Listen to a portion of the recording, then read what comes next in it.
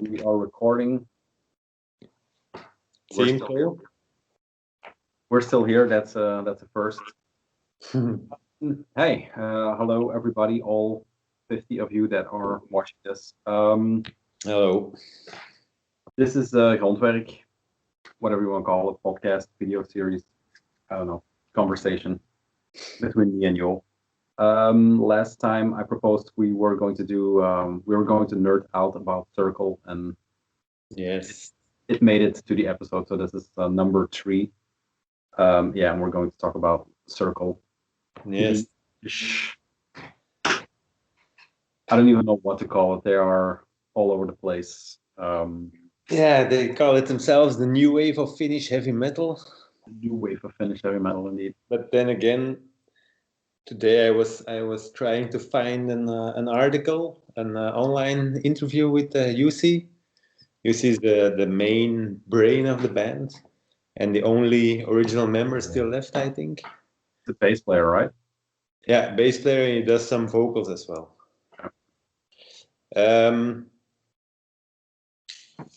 I was looking for an interview of him, and I didn't find what I was looking for, but I saw that the new wave of Finnish heavy metal has almost died out, according to him. The only band still playing it is Steel Mammoth, and that's of course a band where he plays in. We can get that off the checklist. Yeah, it's the same one. I have 2 other ones, but I think this is the one I like the most, and especially the last track, Possessed. Okay. It's really a I bought this one at Roadburn last year from Jurgen. Burning World. Yeah. €5 or something like that. Couldn't pass it up. But the whole new wave of Finnish heavy metal movement is just, they called themselves that at a certain period of time because they have sort of short, repetitive heavy metal riffs. Mm-hmm. They continue and vary upon within a song, and it's sort of heavy metal krautrock, but they call it new wave of Finnish heavy metal. There is but then there weren't any other bands playing it, so they started like 6 or 7 bands themselves. See with friends and other members. I think the first time it showed up was around the Tuli Koira, this one. Yeah. I listened to the second track, Tulilintu. Yeah. That's really heavy metal krautrock. Yeah. There it is. There you go. New wave. I also saw I have some sort of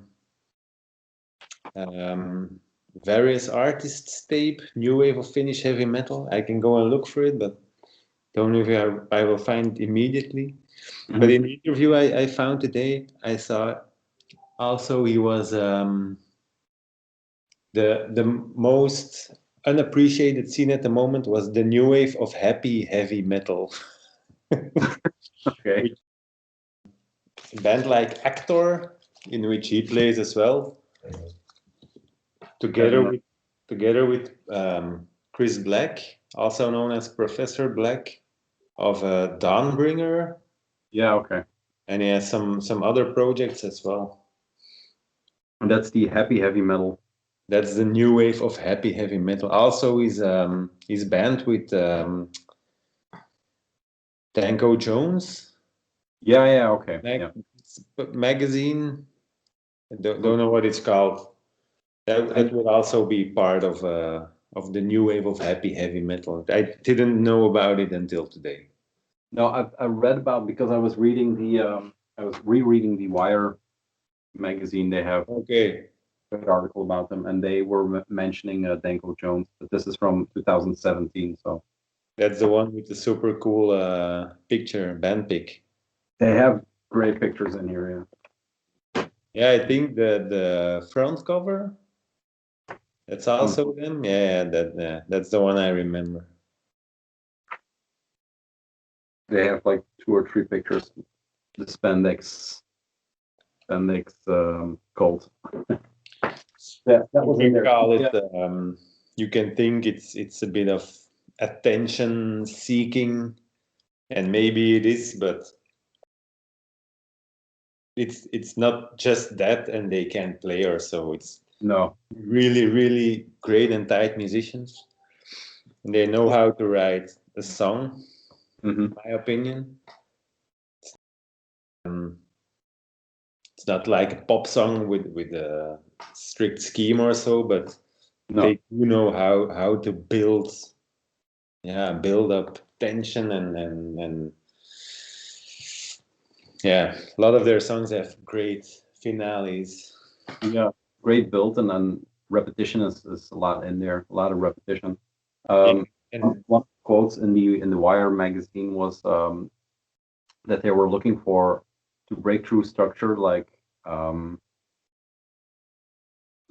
we expect listening to music, going from classical music until now, we expect that chord progressions, and we always fall into this repetitive pattern of expecting stuff. And they were wanted to break that. One of the names that came up was Lamonte Young, which is a name that I've heard a million times but never checked out. But he was into that repetition stuff, and I think especially in their more they say don't call it crowds, but they have a lot of crowd influences, and I think their records more influenced that has that repetition going, and they have the tracks like 20 minutes, just not even it's not a loop. They play it. Yeah, they play it, and if you would skip through it, you hear differences between the track. But if you listen to it, the transition goes so slowly.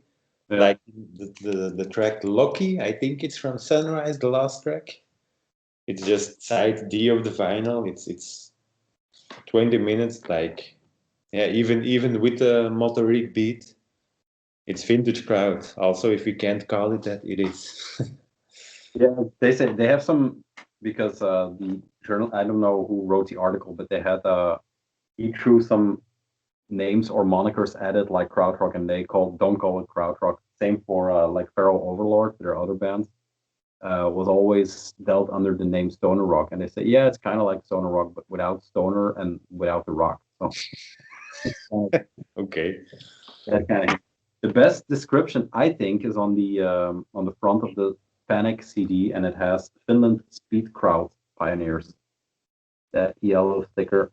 So Speed Crowds, I kind of like that for them. That kind of. But that's a weird album. Yeah. I listened to it today, and that it's very like minimal, repetitive, sort of synthesizer ambient. I listened to it in the car, and if you look at it, it's like a Doom album or some Crust. It looks like a Crust album, but then when there's Black Tape, the first one is like 5 minutes, but then they come less and less, like 59. From track 3 or 4, it's like hardcore punk tracks. Yeah, that is the one that mostly leans into what this looks like. But then it goes into a drone track and stuff like that. So it's it's very weird. It's hard to pinpoint what they are exactly, and I think that's what they were going for. But yeah, for me, the non-crowd rock played with heavy metal riffs. That's what I think about first when I hear Circle. Yeah. Then I think mainly of records like Rautati. Yeah. That has the track Rautati and Vilus. It's also pretty prog. They also influence a lot, and if you see them live, I think they kind of have a. They discuss in the dressing room before they go live. Where shall we start to improvise? And they start to improvise, and then it's really they all 5 do something else. 5 or 1, 2, 3, 4. Yeah, 5. They do something completely else. Mm-hmm. and you can see it, and it takes 2 minutes, 3 minutes, 5 minutes sometimes, and then without noticing and without any signs on stage, they pick up the song again. And they like, And yeah, that alone is like, yeah, you have to be a great musician to do that. yeah, it is beyond the reason of a doubt that they are great musicians, because I was going to say the sheer volume of records they have, but that's not indicative of how great the musicianship is, but the fact that they can, go from one style into another just seamlessly. It's hard to describe, but it's like on some records it's kind of like a deconstruction of what metal is, or because they lean heavy into metal. But it's the first time I saw a vinyl or a CD. I don't know. I think it was this one, Catapult. Yeah. And this is maybe one of their more metal influenced records, maybe, but it's definitely not a metal record. But I was so confused at the time because I bought it at an indie shop here in Hasselt. It looks like a metal record. I don't know. Yeah, it does. But then with tracks like that all the tracks actually, but like Fish Reflection is one that just like on a Tuesday, all of a sudden that track will pop into my head for no reason whatsoever. Yeah, that's kind of a nervous track, and if you listen to it with headphones, you have like one song playing in your right ear and kind of another song playing in your left ear, and you put it together, and it works. It works, yeah. It's and weird. They also when they do play it live, a track like Saturnus Reality. Yeah. It's on, I think, Serpents, the live album. And that's almost, a friend of mine once said, it's almost Venom-like. It's like fast Venom. Yeah, I think when they play, they kick it up a notch, maybe.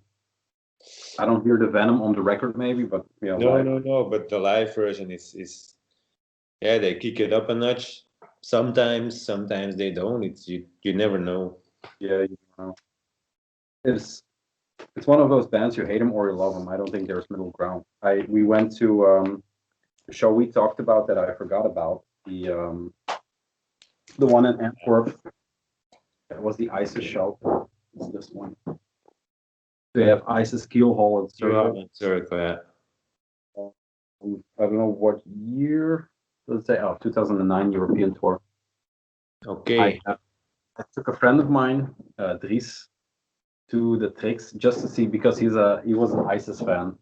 So I took him there, and he was like all over the moon about ISIS. Keelhaul was a bit wishy-washy, but he looked at Circle like they were a bunch of idiots, I guess. I don't know. They look like a bunch of idiots. I remember Mika. Mika is the keyboard player and vocalist. It's like the white sailor. Yeah. 100%. I think some sports outfits. Yeah, I don't remember, but I know one time he had like the blue, the Adidas, the blue sports jacket, and then a pink glitter trousers, and a fanny pack, maybe something. Yeah, and then women's shoes with high heels. Yeah, fashion-wise, they're all over the place. It's this, but then this is like a Tuesday night. Look on stage, yeah. And the drummer always has this like the chronometer from the 80s which hangs on a cord, and you take it and you have the two buttons on top. He always has it while drumming. Amazing drummer, by the way. Yeah. He has a super small kit. I think he has a bass drum, snare, tom and a floor tom, and a hi-hat and a ride and a crash. 7 pieces or so. And it's all over the place. Yeah, it has to do with energy a lot of the times. Like you say, the building of the tracks, a slow ascent and descent. I think Yeah, but that means it's with such small kit, the build-up is in the way of playing, and it's very subtle and very, Mhm. and it's the whole band. It builds and builds as one part. Yeah. It's very cool to witness. I took some friends of mine to the show at the Bos in Antwerp last time I saw them. That was about 3 years ago, 2 years ago. Yeah, 2 years ago maybe. I tried to look it up, but They were ecstatic. they hadn't listened to it. They didn't know what to expect. All they know was I was like last 5-6 years when I went to Circle, I said, you have to go, you have to go, you have to go. And now for the first time they went to see them and they were like, what the fuck is this, man? What the fuck is this? Love it, love it. especially in a venue like that, it's we talked about the energy right before this. Yeah. If you have that energy that can fill a room like Hoftelo, and then you put it in a venue like in Bols, it's like, yeah, it's an explosion, a nuclear bomb. And then you have the show element. You have the clothes. Mhm. You also have the vocalist after each track.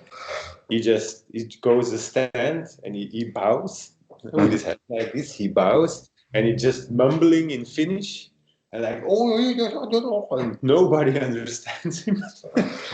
Super funny. That's another thing. And Yeah, they have all the poses where they gather around the drummer and the one puts his guitar like this and the other like that and one to there and then you have the keyboard player in front and then the drummer goes to stand on his kit and it's like one big power pose. it reminds me of the Power Rangers when they have to make their big robot. But in the meantime, they're still playing tight as hell. Yeah, it's insane. Do you think they practice those those poses? I think when you see them, you think they have to practice it because Yeah. it's kind of symmetrical or so. Yeah, it's always, yeah. But one of the funny things one of my friends said after the show was hilarious to see. But even if you're blind, it would have been a great concert. Okay. So, That's so it's not just that; it all comes on top of the music. yeah, it's extra gravy on the music. I remember the first pictures I saw of them was the first promo pictures I saw was them in the snow with their one had just an orange or a red sweater, but they had their instruments in a desolate landscape, and I was thinking, what crazy person takes his keyboards all the way out to the forest just just to take this picture?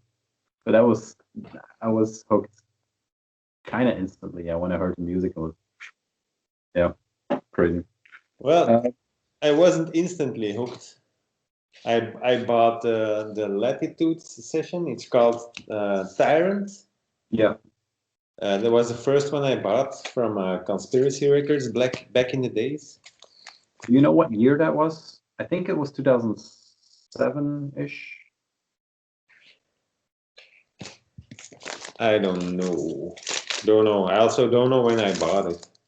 I was beginning to make a timeline earlier today to see what the only thing I managed was to put the records in the timeline because they have so many records, it's insane.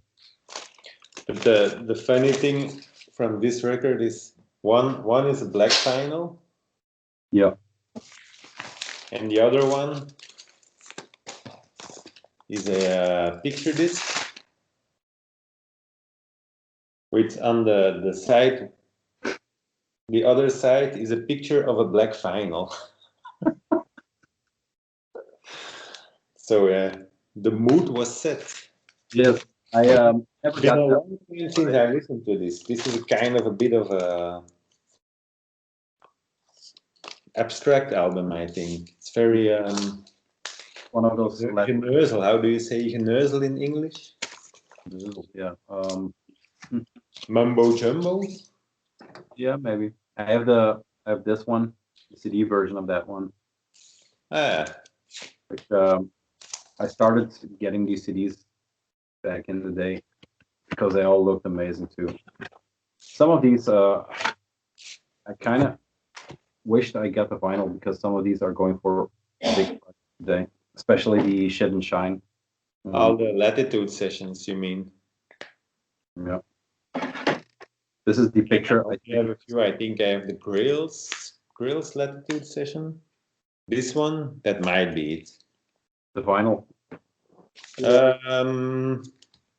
I have these, so I just got them all on CD. What I recommend the most is this one, the Shed and Shine one. Yeah. This it has I never really listened to that band. I once took a shot at it when they released. They have an album with cherry in the title. Yeah, the green one. Yeah, green. Yeah. I once listened to that, but yeah. Never clicked. Not really at that moment, or I would say it was too much to pick it up again, or. I think a full, yeah, I still love that record, but I think Start Here. This is one track. It's called Ladybird, and it's not reminiscent of Circle, but it's in the same vein. It's just one big track. Latitude sessions are all music. Just go to the studio for 2 days or so, and then create something in the studio and record it. No. Yeah, something like that. This is one track, almost 41 minutes, just one track, but it's insane. I saw them play this live once at the Zaal België, and yeah, it's really insane. Love that. You've seen them live a bunch of times, I guess. Yeah, I think 12, 13 times. Jesus. I was thinking back, and I think, apart from the Roadburn sessions, I think I saw them twice. I'm not sure. The one in Antwerp and then the one in my hometown, which was the best show I think I saw, and that was this one. Yeah. There is no year on here. It's the 13th of November, but I think it's 2007 because the pre-show was that millionaire band, Creature with the Atom Brain. They had that record 2007 that came out, so I kind of figured it's 2007, but I'm not sure. Once again, in a small venue that just exploded. Yeah. But yeah, the Roadburn shows. Roadburn's a weird thing for me. I know I saw them because why wouldn't you go? But it's all so hazy. Which one? When they were artists in residence, or? Yeah, I was looking. I know probably the best show I saw from them was at Roadburn at Patronaat, 2015. I was there, and I was totally in front, and they came on stage. We had a side stage. They came on stage, all 5, and they were all just dressed regularly, but they all had their clothes with them. So they were like started to undress, each in his own time. Just undress and put your funny clothes on. And when the first one was ready, I think it was the guitar player who sings the punk song. It's Janne Westerlund. Yes. He was ready and he started to ding, ding, ding, ding, ding, ding, ding. And then the second one was, I think, the drummer. And he started playing something. And then the bass player, and he started playing something. And all of a sudden, they were in the middle of a song. Just playing. With their regular clothes just lying on stage. Very weird. I have no recollection of that, but that's the running thread for Roadburn for me. I think it's just too much partying. So much to see. Yeah, and too much talking. Yeah.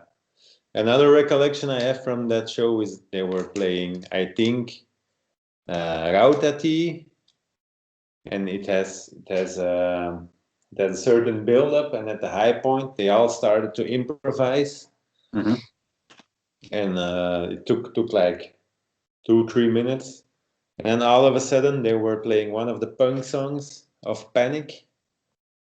And when that was done, they just, the song ended and it was back Route at the end.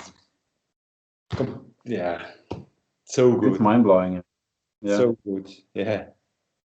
And it just, the show was over and I was super happy. All folks went outside and we were standing there and I saw Freek. You know Freek from Yellowstock? If I see him, maybe, but names. The organizer of Yellowstock, and he was also, everybody was super happy after the show. That's what they do. It's Yeah, I was going to say that. I think if you leave that show and you don't have a smile, it's not for you. Definitely not. No. That again, because it won't. I also saw them once at Paradox in Tilburg. Yeah. It was one of the incubated evenings. And you had the Incubate Festival, and then they did the Incubated, which was the first Thursday of the month, and it was always, I think, 2 bands. And there were 2 tours coming together. It was Circle with Harvey Milk. Oh, okay. So that's a package. I drove to Tilburg all on my own. And our dearly missed friend Michiel was there. Oh, yeah. And I was standing next to him watching Circle, and he said, I don't know what to expect. And I said, don't go away. So when the show was over, he said, this was very, very amusing. It was very good. Okay. But I'm not going to put it on at home because I can't stand music with humor in it. Yeah, it sounds 100% like him. But I'm glad he enjoyed it. Yeah, and that show, at the end of the show, there was some Russian classical music playing, and they were all gathering as like shoulder to shoulder with their arms around each other and doing the Russian dance, like the what is it? It's not the sirtaki, but the yeah, just I don't know what to the side and swinging their legs and it's Russian sirtaki. Also, when you the other weird thing about them is I kind of lost them around the 2010 2011 maybe, and then in 2012 all of a sudden it seemed they quit, but they just gave the band name away because they wanted to destroy Circle, so they leased it. Yeah, some weird way. Their band name for one album to a, I think, Danish or Swedish death metal band. Yeah, Stench of Decay was the name of the band. Yeah, that was fine, but it said that Circle was a democracy and every idea was thrown into the group, talked about, and when it was voted on, it went through. It was one of the things that went through. So they became Falcon for God knows what reason, but for a few, I think 2 albums, maybe 3 albums, they became Falcon. I don't know. I remember one. Do they have more than one? I think they only have one album. One album, maybe. You mean, of course, Falcon X Circle. and then the album Stench of Decay allegedly made is this one. It's called Incarnation, and it's a death metal album. I listened to it today. Yeah. And it even has some. There's this one thrash riff, which is a bit the style of what's it called? The black trash band with the guy from Vetëvrakh Ende. Yeah, never mind. But it also has like it has the Aura Noir. Yes. But that's just a very short part. But they also have like the some dissonant parts. Like it even reminded me a bit of band like Scape. Yeah. And then the last track, you can hear in some tracks you can hear they have had their hand in the music. Especially the last track is Vintage Circle, just with a bit of a death metal sound. They are credited, of course. I mean, it's a full circle record. They are credited as the musicians who made this record. So, but listening back to this, putting this on, this is the sound that I always imagined looking at the artwork, especially in the more darker versions of their Yeah, records. these are the names of Circle. No, it kind of is, but it's it's kind of not. It's Jussi Lehtisalo. Yeah, that's The true. drummer is Tommy Lepanen. Then you have the Janne Westerlund on guitar and vocals, Mika Ratto on vocals and synthesizer, and then you have the Makalainen twins, brothers. I don't know. Mhm. But you can see where the confusion comes from. It's very, very close. It's Yusi, Tommy, Rami. So it's Yeah. kind of their corpse paint names. But this is the sound I always imagined Circle would sound. Would be. Yeah. It's a very diverse death metal album, in fact. Yeah. I actually listening to it again. It was kind of the forgotten record for me because it kind of took me by surprise that it was so heavy and hard and just a death metal record. Let's call it that. Yeah. Okay, I also have Tuli Koira lying here. We've had that one. Yeah. We should not the drinking game. If we have the same record, we should have a drink. But be fair, because you're drinking water, I guess. Yeah, indeed. Do you have anything because all the records I have are like standard, nothing really special. Looking at it, Yeah, I don't think they really have special stuff. no. I have a record which I was looking up. I was looking for the interview because I wanted to. I once read something about the record. I couldn't find it anymore. It's the Circle Mountain. Okay. Live at Holy Trinity Church in Leeds. It's a super bad record.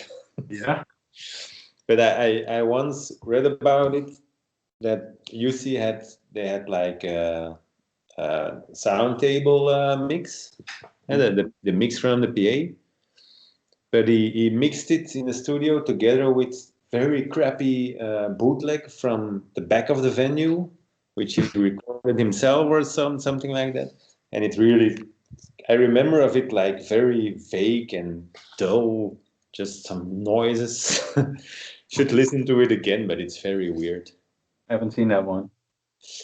Yeah, looking it up, I came on Discogs and it's like 515 copies. What It's label put it out? like 40, 50 euro. Yeah. You can buy it, but it's not worth it. It's nice. I have it and it's nice to have, but Yeah, if you have the collection. What label put that out? it's a weird label.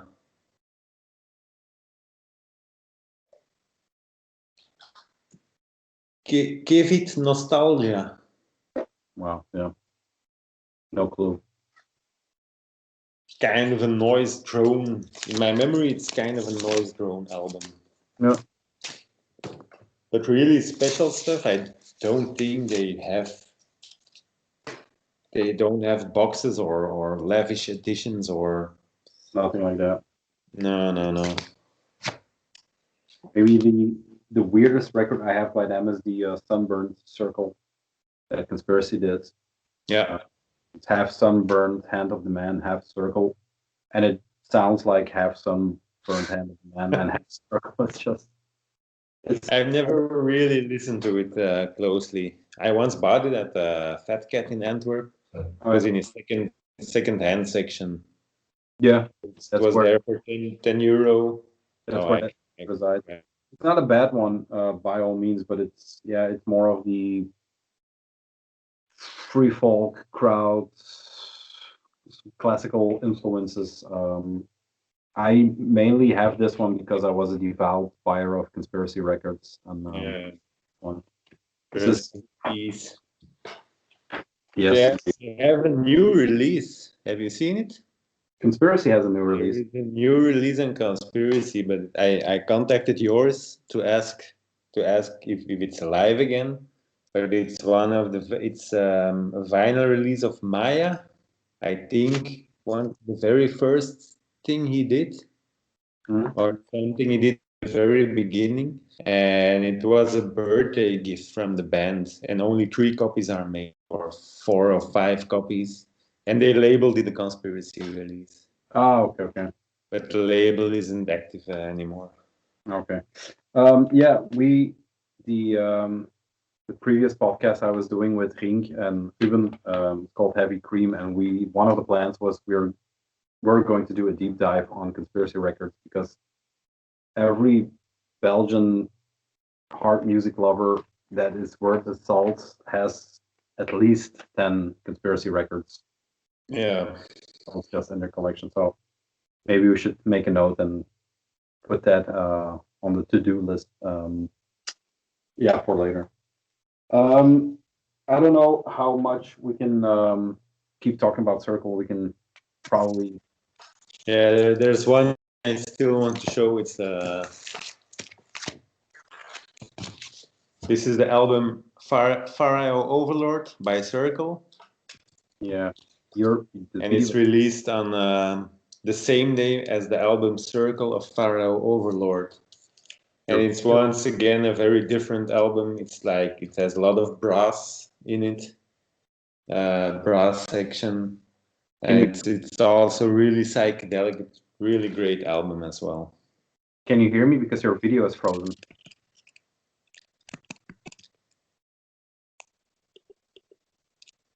We have some technical difficulties.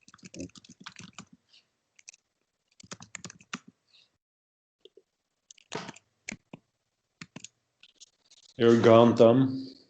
Yeah. You're frozen. Yeah, you're frozen. I'll stop recording and we'll try again.